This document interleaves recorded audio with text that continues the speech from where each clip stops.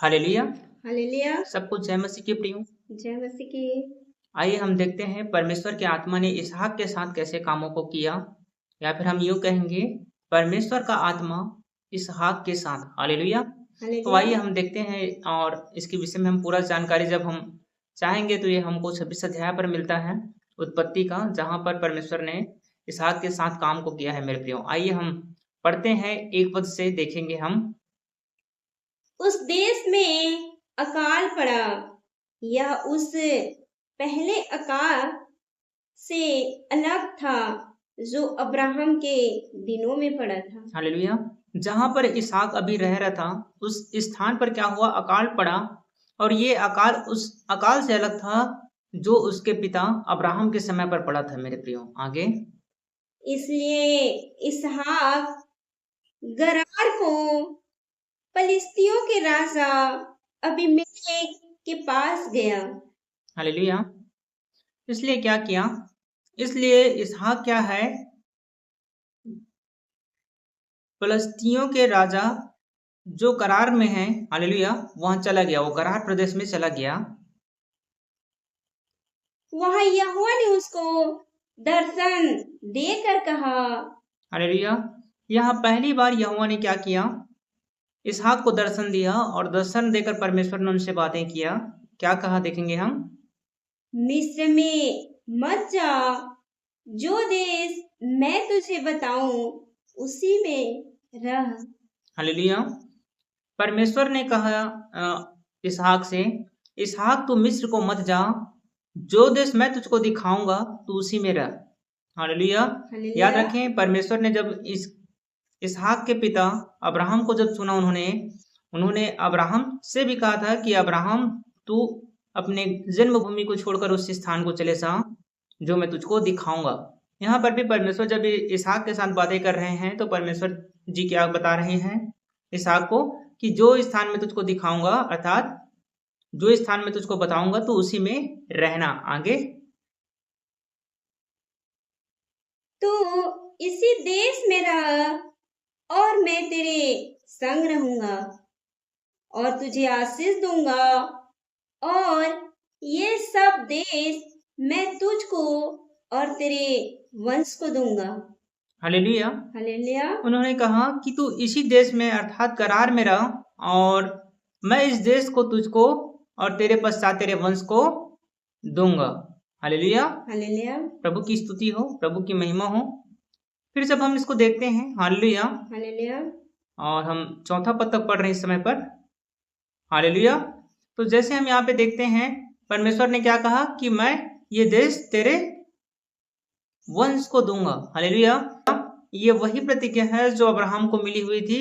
ये प्रतिज्ञाएं अब्राहम को परमेश्वर ने उत्पत्ति 22 अध्याय में दिया हुआ है। आइए हम देखते हैं उसका, उत्पत्ति 22 अध्याय का 15 से 18 के बीच में हम पढ़ेंगे ताकि हम जान सकें कि वहां पे क्या घटना घटा है। हालेलुया।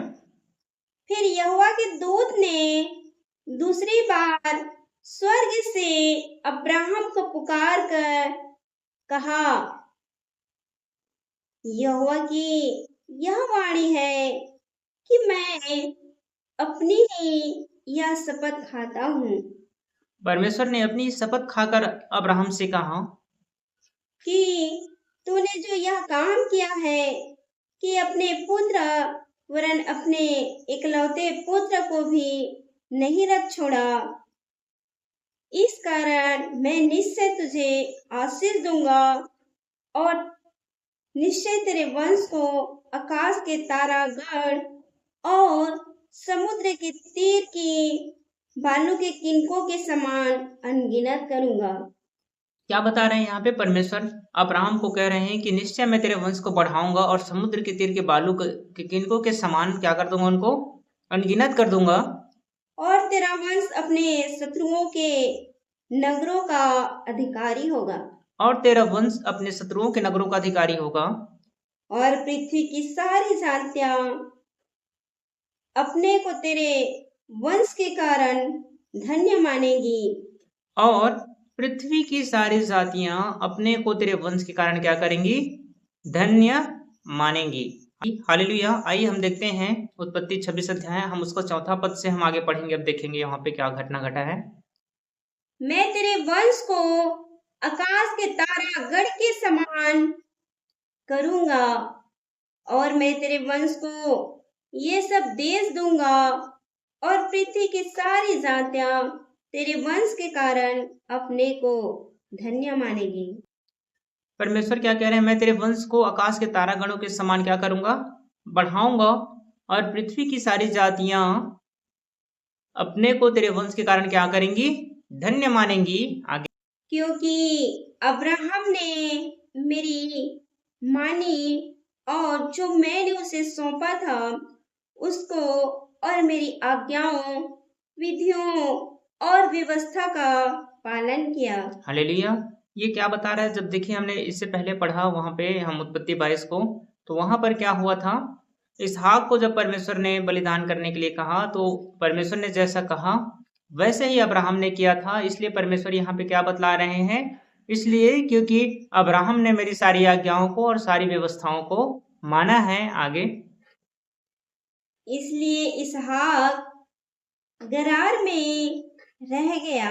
हालेलुया। इसलिए जैसे परमेश्वर ने कहा था इसहाक को, वो गरार प्रदेश में रहा मेरे प्रियो। हालेलुया। और गरार प्रदेश में बहुत अकाल पड़ा था। हालेलुया। जहां पर वो है, हालेलुया। हम 12 पद को देख रहे हैं, फिर क्या घटना घटता है उसके साथ पे। फिर इसहाक ने उस देश में जोता बोया और उसी वर्ष में 100 गुना फल पाया। हालेलुया। परमेश्वर इसहाक के साथ पे था और गरार प्रदेश में पूरा क्या है? अकाल छाया हुआ था। फिर उसी वर्ष में क्या किया? उस अकाल के समय पर क्या किया? इसहाक ने परमेश्वर के कहे अनुसार उस गरार प्रदेश में रुका और क्या किया? उसी समय उसने जोता बोया और खेती को किया और वो 100 गुने फल को पाया मेरे प्रियो। हालेलुया। अकाल के वर्ष में भी परमेश्वर की बातों को मानने पर इसहाक ने 100 गुने फल को अपने जीवन पर देखा मेरे प्रियो। हालेलुया। प्रभु की महिमा हो मेरे प्रियो। तो याद रखिए, जब परमेश्वर का दास या परमेश्वर आपको कुछ विषयों को बतलाता है मेरे प्रियो, वर्तमान में आपको उस जगह, वो स्थान या वो समय आपकी हानि के लिए जरूर लगे मेरे प्रियो, पर जब आप परमेश्वर पे विश्वास करते हैं, परमेश्वर की बातों पे, परमेश्वर की दासों की बातों पर जब आप बिलीव करते हैं मेरे प्रियो, तो आप याद रखें अपने जीवन पर 100 गुने की आशीषों को अपने जीवन पर देखते हैं मेरे प्रियो, और आप अपने जीवन पर हमेशा उन्नतियों को देखते हैं। देखिए फिर उसके बाद हम 13 पद को पढ़ रहे हैं, देखेंगे। और यहोवा ने उसको आशीष दी और वह बढ़ा और उसकी उन्नति होती चली गई। हालेलुया। फिर परमेश्वर ने क्या किया? इसहाक को आशीष दिया और वो क्या हुआ? उसको आशीष दिया और उसकी क्या हो गई? निरंतर उन्नति होती चली गई मेरे प्रियो। हालेलुया। तो जब आप परमेश्वर के दासों की बातों को, आप परमेश्वर की बातों को जब आप मानते हैं मेरे प्रियो, आप अपने जीवन पर हमेशा और निरंतर उन्नति को करते जाते हैं मेरे प्रियो। हालेलुया। याद रखिए, प्रभु की महिमा, प्रभु को धन्यवाद हो। फिर इसके बाद क्या हुआ? वो इतना उन्नति करने लगा करार प्रदेश में रहकर वो, हालेलुया, कि उसकी उन्नति से वहां के राजा जो है जलने लगे, परेशान होने लगे और उन्होंने कहा कि आप इस नगर को छोड़ दो। इसके बाद वो उस नगर को छोड़ा और उस नगर पे गरार को छोड़कर वो गरार की घाटी पर जाके बसा और गरार की घाटी पर जाके जब इसहाक रहने लगा मेरे प्रियो। हालेलुया। याद रखें, मैं आपको इस स्टोरी के रूप में इसलिए सुना रहा हूँ क्योंकि आप इस अध्याय को पूरा पढ़ेंगे, आपको समझ में आ जाएगा कि परमेश्वर ने वहां पे सारी बातों को किया मेरे प्रियो। तो जैसे ही वो गरार की घाटी पर गया, इसहाक गरार की घाटी पर, उसके दासों ने क्या किया? कुआं खोदा और वहां पे उनको जल मिला। हालेलुया। फिर वहां के लोगों ने उस जल के लिए झगड़ा किया। हालेलुया। फिर वो लोग दूसरा कुआं खोदे, वहां पर भी जल निकला और वहां पर भी लोगों ने क्या किया? उनके साथ झगड़ा किया। हालेलुया। प्रभु की महिमा, प्रभु का धन्यवाद हो। फिर वहां पे एक और कुआं खोदा गया और उस कुएं के लिए भी वहां के लोगों ने फिर क्या किया? उसके साथ झगड़ा नहीं किया मेरे प्रियो। हालेलुया। पर प्रभु का धन्यवाद हो, गरार में जैसे उसके समय पूरे हुए, हालेलुया, वो गरार से आगे बढ़ा।